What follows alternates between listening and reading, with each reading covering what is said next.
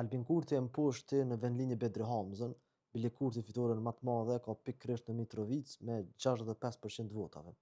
Po shikoja sot statistikat e zgjedhjeve, edhe thash hajt ta kqyri edhe Ratkocin e Rahovetit, që është vendlindja e Avdullah Hotit, njëri prej kritikëve më të mëdha e më tashpër të Kurtit, edhe çka më pa kur e kqyra.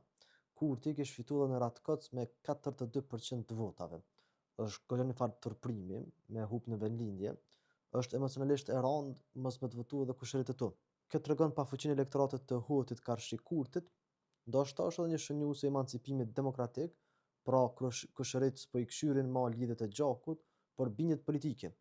Sidoqoftë, lajmi i mirë është që shumë gra kanë mjaftueshëm vota duke siguru ulsen në kuvend edhe pa kvotë. Për shembull, në vetëvendosje, Arbilena Haxhiu e Dunika Gërvallaj kanë marrë dyjat mbi 100.000 vota, bile mbi 120.000 vota. Në PDK, Sala Jashari e Vlora Qitaku kanë fituar 10 mijëra vota. Edhe në LDK është njëjtë. Hikmeti Bajrami dhe Darsa Kitsa Xhelili janë bërë pjesë e kuvendit pa kvotë. Është sinjal i mirë që shoqëria jonë po hapet, po i vlerëson gratë kandidate, po a fal besimin edhe po a jep votën. Kaq për meje.